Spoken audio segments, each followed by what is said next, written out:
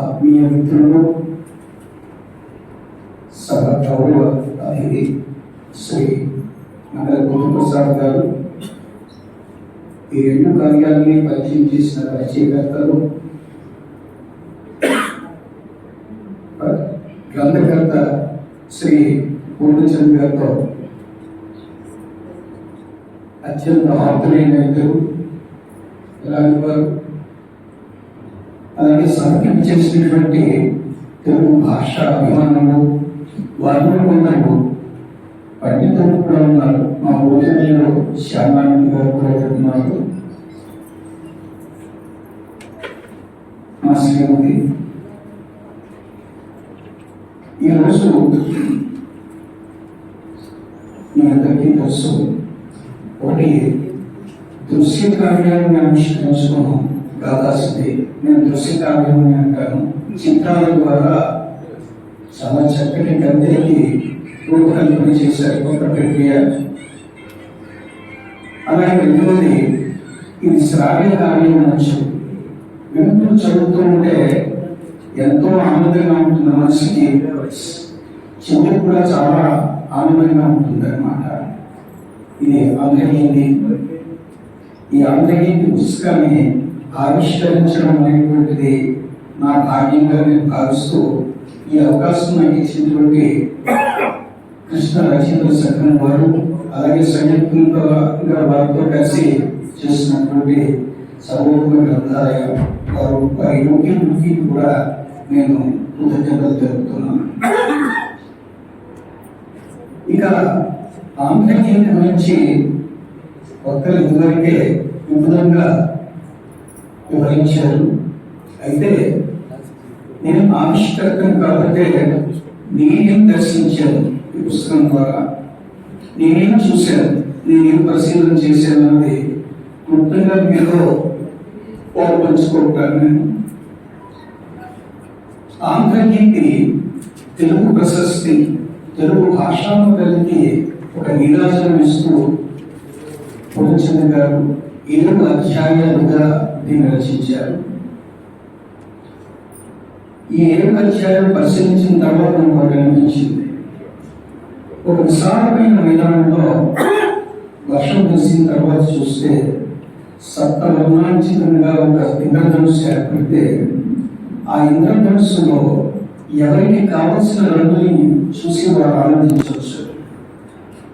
అలాగే ఈ ఆంధ్రహిందీని మనం చదువుతున్నప్పుడు ఈ 7 అధ్యాయాల్లో మన సంస్కారాన్ని బట్టి, మన ఆనందాన్ని బట్టి, మన అభిరుచిని బట్టి తెలుగు భాషకు సంబంధించినటువంటి వివరాలను చదివించవచ్చు.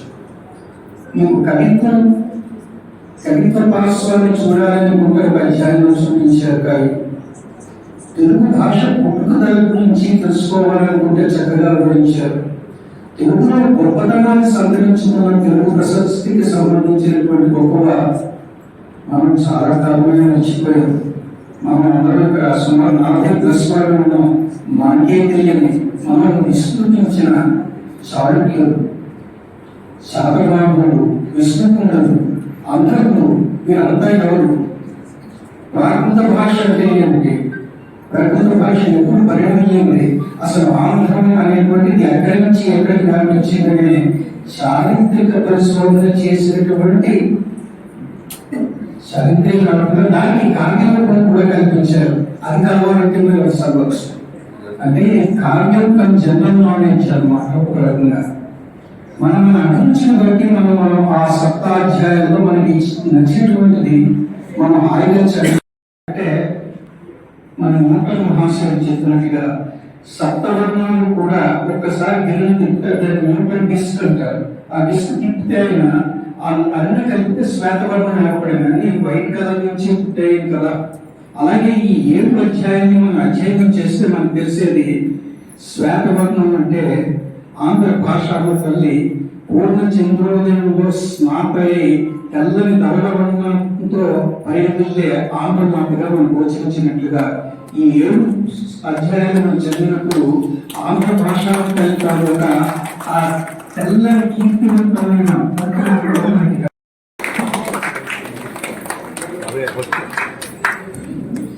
పట్టుకోండి సార్.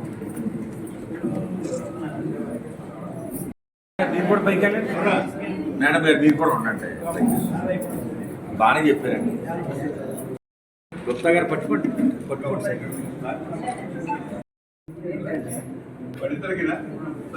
ఇద్దరు కలిపే వేయాలండి.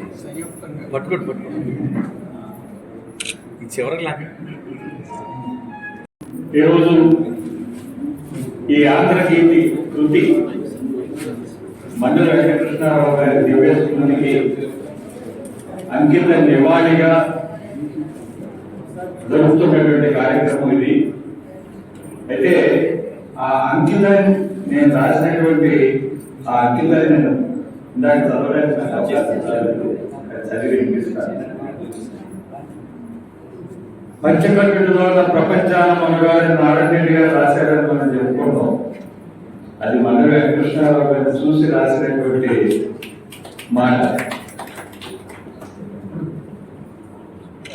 ముతక ఖద్దరు అరచొక్క గోరంచు సాదా నూలు పంచే కారుణ్యం చెందే కన్నులు ఆత్మీయత తెలిసే చిరునవ్వులు అంతరంగం పలికించే మెత్తనైన మాట తీరు నిండైన విగ్రహం మండలి చెప్పగానే గుర్తొచ్చే పేరు పెనుముప్పినల మధ్య నిలిచిన దీప స్తంభ దీప్తి కల్లోల దివిసీమ పునర్నిర్మాణ దీక్షితుడు సేవామూర్తి గాంధీ క్షేత్ర గర్భంలో గాంధీ నిర్మాణ కార్యక్రమ సారథి ఆర్టీసీ బస్సులోనే తిరిగిన మంత్రి తెలుగు సారస్వత వారధి అవినీతి ఆవహించిన చదువుల తీరును మార్చి పరీక్షల చీకటిని మాపిన విద్యారంగ ప్రక్షాళకుడు చదువుకి చైతన్యమిచ్చిన చిత్తశుద్ధి జ్యోతి మండలి నామే నీతి ప్రతిధ్వని ఖ్యాతి ఉగాదిని తెలుగు ఉత్సవంగా నిలిపి మా తెలుగు తల్లిని తెలుగు జాతి గీతంగా మలచి తెలుగును ప్రపంచ తెలుగుగా తీర్చిన భాషా మరీచి భాషకి తేజం నింపిన తెలుగు తోటమాలి తెలుగువారి తెలుగు సంస్థల రూపకర్త దేశాంతర ఆంధ్రుల కోసం శ్రమించిన కార్యకర్త జ్ఞానవీధుల్లో తెలుగు దీపం వెలిగించిన తపస్వి పాఠాలలో మానవతను చేర్చిన విద్యామంత్రి యశస్వి గాంధీ క్షేత్రం గూటిలో గూడు కట్టుకున్న ఒక వివేచన మండలి వారి మనసులో మూర్తీభవించిన దీక్షారాగం కృష్ణా జిల్లా రచయితల సంఘం వెలిసింది కృష్ణ ఒడ్డున ఒద్దికగా ఆ సంకల్ప జీవి ఆత్మగా ఆ రోజున అత్తుకున్న విత్తనం మహావృక్షమై నిలిచింది మండలి సంకల్పమే మూలం ఆత్మగా ఆకాంక్షగా అక్షరాల రక్షణోద్యమానికి అక్షరమైన వేదికగా ప్రపంచ తెలుగు రచయితల మహాసభల కార్యదీక్షగా మండలి కృష్ణారావు 100 ఏళ్ల పండుగ తెలుగు భాషోద్యమానికి వెలుగు నిండుగా తెలుగు నామస్మరణకి అమరిన కాంతి భాషాభిమానానికి సంపూర్ణ ఆంధ్ర గీతి.